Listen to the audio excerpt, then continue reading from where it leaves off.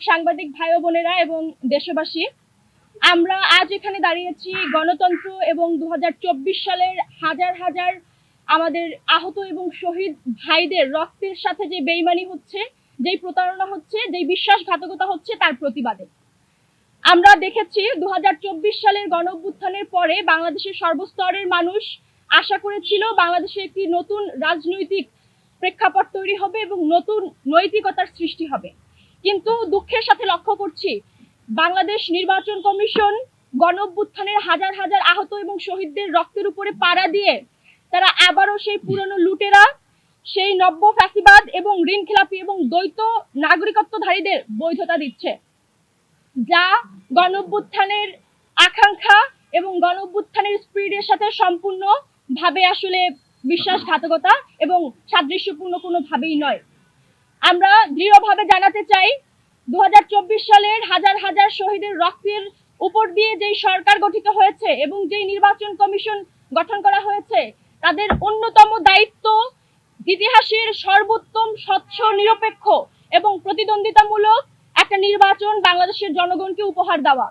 কিন্তু আমরা দেখতে পাচ্ছি তাদের বক্তব্য যে তোমাদের মনোনয়ন বৈধ করে দিলাম, ব্যাংকের টাকাটা দিয়ে দিও, এই ধরনের বক্তব্য দিয়ে তারা ঋণখেলাপিদের মনোনয়নের বৈধতা দিচ্ছে।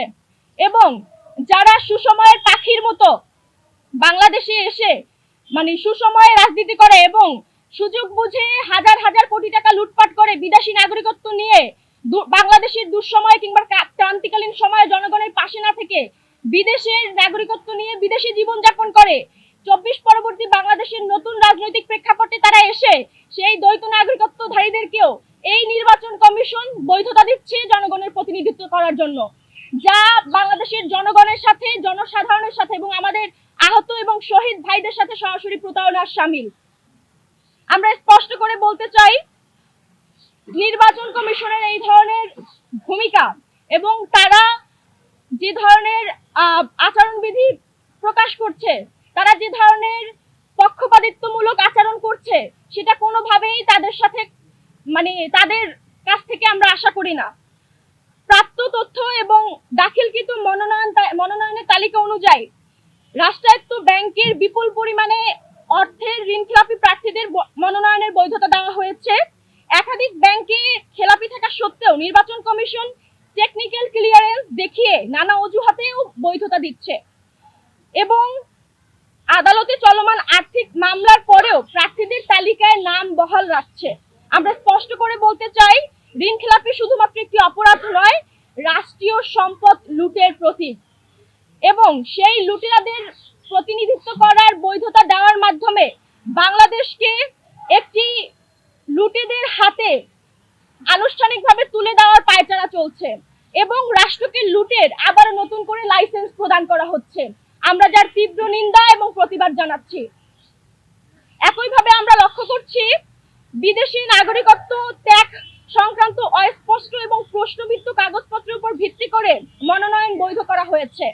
বিদেশি পাসপোর্ট এবং দীর্ঘদিন বিদেশে বসবাসরত তথ্য থাকা সত্ত্বেও নির্বাচন কমিশন তদন্ত ছাড়াই তাদেরকে অনুমোদন প্রদান করেছে। দ্বৈত নাগরিকত্ব সংক্রান্ত আপত্তি নিষ্পত্তি না করেই প্রার্থীদের মনোনয়ন বৈধ ঘোষণা করা হয়েছে।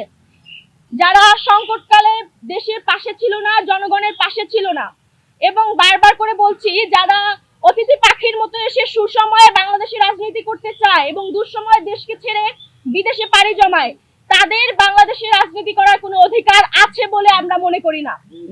এবং বাংলাদেশের অর্থ লুট করে ব্যাংকের ঋণখেলাপি রেখে যারা দেশের সম্পদ লুটের সাথে যুক্ত, তারাও কোনোভাবে এদেশের জনসাধারণের প্রতিনিধিত্ব করার বৈধতা রাখে বলেও আমরা মনে করি না। সেই জায়গা থেকে বলতে চাই, শহীদের রক্তের প্রতি দায়বদ্ধ থেকে এই নির্বাচন কমিশন যদি অতি সত্বর এই সকল দুর্নীতিবাজ এবং ঋণখেলাপিদের মনোনয়ন বাতিল না করে এবং দ্বৈত নাগরিকত্বধারীদের মনোনয়ন বাতিল না করে, সেই ক্ষেত্রে বৈষম্য বিরোধী ছাত্র আন্দোলন কঠিন থেকে কঠিনতর কর্মসূচি সারা বাংলাদেশ ব্যাপী ঘোষণা করবে এবং প্রেস ব্রিফিং এর আয়োজন করতে হয়েছে। আমরা জাতির কাছে স্পষ্টভাবে আমাদের অবস্থান এবং আমাদের পরবর্তী যে কর্মসূচিগুলো রয়েছে সেগুলো আমরা স্পষ্ট করতে চাই। দেখুন, জুলাই গণ অভ্যুত্থান পরবর্তী সময়ে আমরা চেয়েছিলাম যে বাংলাদেশের যে রাষ্ট্রীয় প্রতিষ্ঠানগুলো রয়েছে সেই প্রতিষ্ঠানগুলো রাজনৈতিক আধিপত্য থেকে তারা মুক্তি লাভ করবে এবং তারা প্রকৃতপক্ষেই রাষ্ট্রীয় প্রতিষ্ঠান হিসেবে গড়ে উঠবে।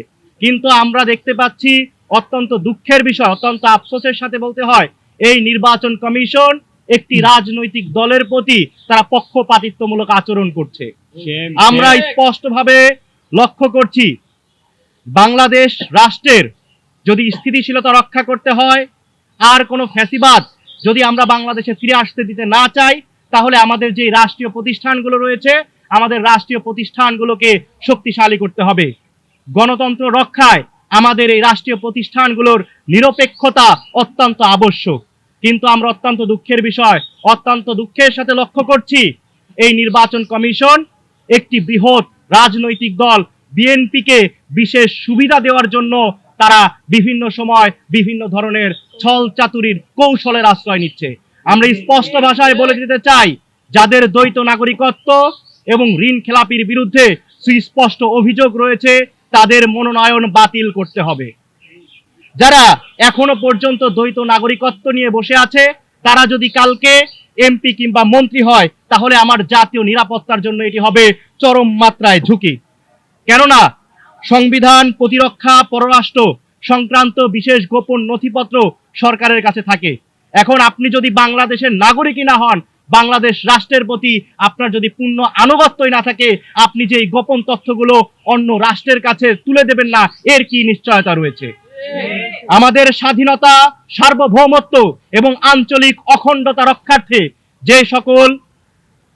যে সকল প্রার্থীর এই ধরনের দ্বৈত নাগরিকত্ব রয়েছে, তাদের মনোনয়ন বাতিল করা অত্যন্ত জরুরি হয়ে পড়েছে।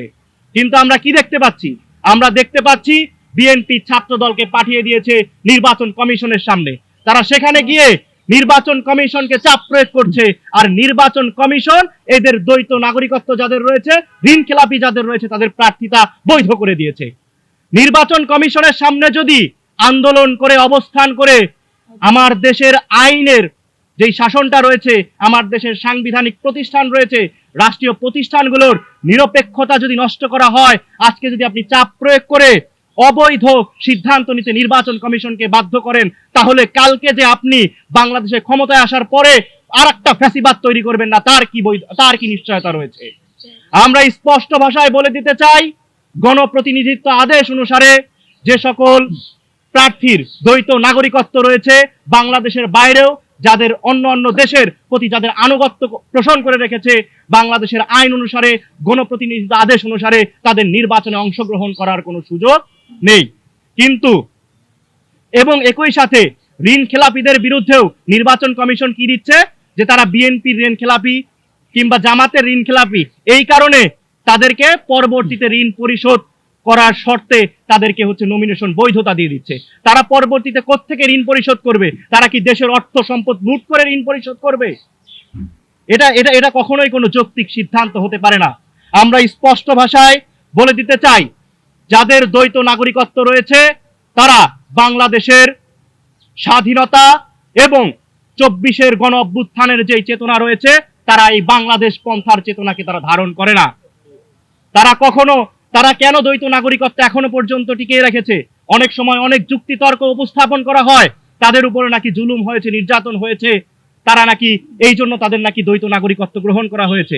আমরা মানলাম যে আপনাদের উপর জুলুম নির্যাতন করা হয়েছে, কিন্তু আপনার যেই তৃণমূলের নেতাকর্মীরা রয়েছে, তাদের তো অন্য কোনো দেশে যাওয়ার সুযোগ ছিল না। তাদেরকে আপনি বিপদের মুখে রেখে আপনার তো কোনো দায়বদ্ধতা আপনার নেতাকর্মীর প্রতি নেই, দেশের প্রতি নেই, এই কারণেই তো আপনি দ্বৈত নাগরিকত্ব গ্রহণ করেছিলেন। তারপরেও মানছি যে আপনাদের